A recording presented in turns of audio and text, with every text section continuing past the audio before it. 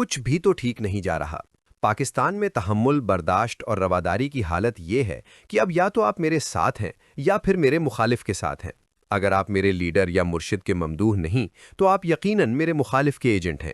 آپ کو اب یہ حق قطعی طور پر حاصل نہیں کہ آپ اپنا ذاتی نقطہ نظر آزادی، سہولت اور عزت کے ساتھ پیش کر سکیں۔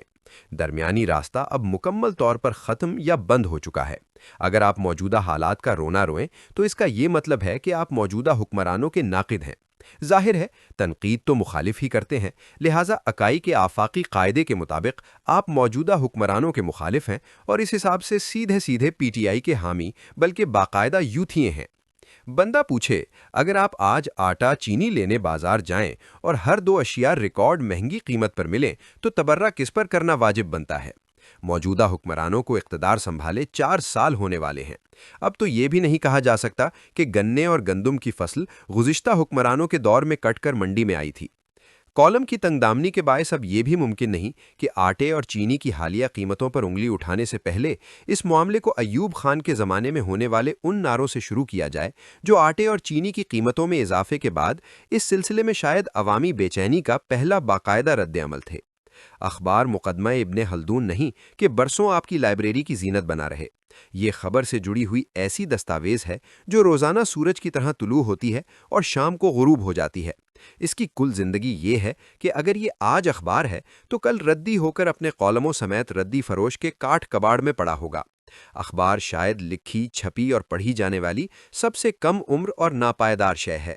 ہم جیسے لکھنے والوں کا المیہ یہ ہے کہ جب ہم عمران خان کے دور حکومت میں خوابوں کے ہوائی قلعے بناتے ہوئے کٹوں، وچھوں، مرغیوں اور بھنگ کی کاشت سے ملکی معیشت کو بام عروج پر لے جانے والے منصوبوں پر مراد سعید کے سوئٹزرلینڈ کے بینکوں سے 200 ارب ڈالر وصول کر کے آئی ایم ایف کے منہ پر مارنے جیسے دعووں پر عثمان بزدار جیسے نابغہ روزگار کو ملک کے سب سے بڑے صوبے کا چیف ایگزیکٹو لگانے پر، پیسے دے کر ڈپٹی کمشنر اور ڈی پی او لگانے کی ایجاد پر، سرکاری اداروں میں کی جانے والی من پسند تقرریوں پر، وزیر اعظم جیسے معزز اور ہمہ جہت عہدے کو ملکی بہتری اور عوامی فلاح کے بجائے ہمہ وقت مخالفین پر تنقید کے لیے مرکوز کرنے پر، اور ہمیں ڈنمارک کے سائیکل سوار وزیر اعظم کا جھانسا دے کر خود سرکاری ہیلی کاپٹر کو رکشے کی طرح استعمال کرنے پر کچھ لکھتے تھے، تو ان کے جانثار ہمیں پٹواری قرار دینے کے ساتھ ساتھ اپنی بد کلامی، بدتمیزی اور بدزبانی کی بھرپور صلاحیتوں کی نوک پر چڑھاتے ہوئے ممکنہ حد تک رگیڑتے تھے۔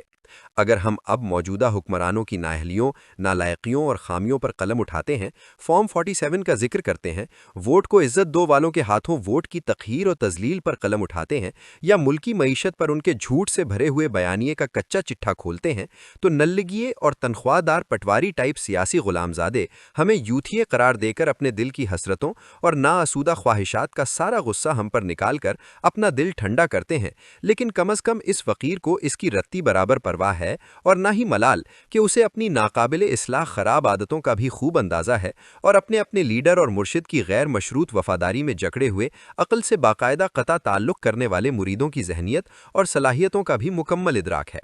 ایسے میں یہ سب کچھ حالانکہ یو آسکڈ فار اٹ کے زمرے میں آتا ہے، مگر درویش صرف مطمئن نہیں، خوش بھی ہے۔ کسی نے درست کہا ہے کہ کسی شے پر بلا دلیل ایمان لے آنے والوں کے نزدیک دلیل سے بات کرنے والا خائن اور کذب بیان ہوتا ہے۔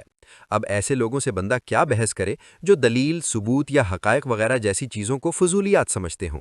کسی جگہ پر پڑھا کہ بحث کرنے سے پہلے یہ بات ذہن میں رکھیں کہ شہد کی مکھی گندگی پر بیٹھنے والی مکھی کو کبھی بھی اس بات پر قائل نہیں کر سکتی کہ شہد پاخانے سے بہتر ہے۔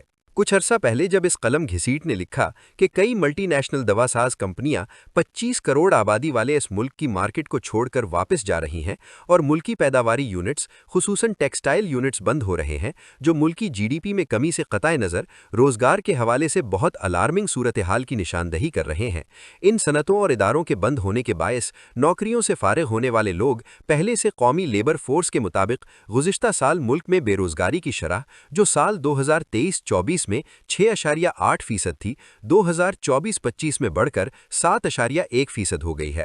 اب اس موازنے پر بھی تنخواہ دار اعتراضیے پٹواری کہیں گے کہ اس خائن اور بے ایمان کالم نویس نے ان سالوں کا ذکر نہیں کیا جب اس ملک پر عمران خان کی نااہل حکومت فائز تھی، تو سوچا لگے ہاتھ آج یہ والا معاملہ بھی لپیٹ ہی دوں۔ 2018-19 میں یہ شرح 6.9% تھی جو 2019-20 میں کم ہو کر 6.6% ہو گئی۔ 2020-21 में ये शरह मजीद कम होकर 6.3% हो गई।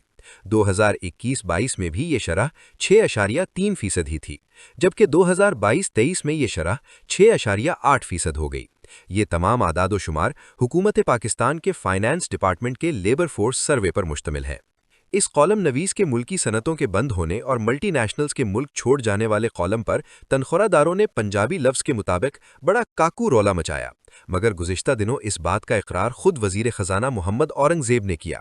फिर 2-4 रोज़ कबल federation of Pakistan chambers of commerce and industries FPPCCI के पेट्रन इन चीफ और all Pakistan textile mills association SPTMA के साबिक सदर SM तनवीर ने अपने एक बयान में बताया कि मुल्क में गुज़िश्ता 2 साल के दौरान टेक्सटाइल के 100 से ज़ायद यूनिट्स बंद हो चुके हैं। फैसलाबाद की टेक्सटाइल इंडस्ट्री तबाही के दहाने पर पहुंच चुकी है। एक और अंदाजे के मुताबिक टेक्सटाइल की कुल 187 मिल्स बंद हो चुकी हैं, जिससे कम से कम 50,000 लोग बेरोजगार हुए हैं। याद रहे कि SM तनवीर सियासी तौर पर गैर जानिबदार और बिजनेस कम्युनिटी के नुमाइंदे के तौर पर अपना खास मकाम रखते हैं।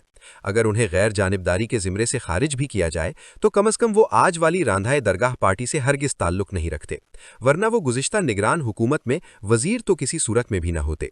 जनूबी पंजाब, जो कभी कपास और जेनिंग का गढ़ था, फारिग हो चुका है। 500 के लगभग जेनिंग फैक्ट्रियां बंद हो चुकी हैं। बदतरीन हुकूमती पॉलिसी के तुफैल किसान की जो गंदुम 2200 रुपए मन में बिकी थी, आज 4800 से 5000 रुपए मन फरोख्त हो रही है। पहले किसान बर्बाद हुआ, अब अवाम लुट रही है।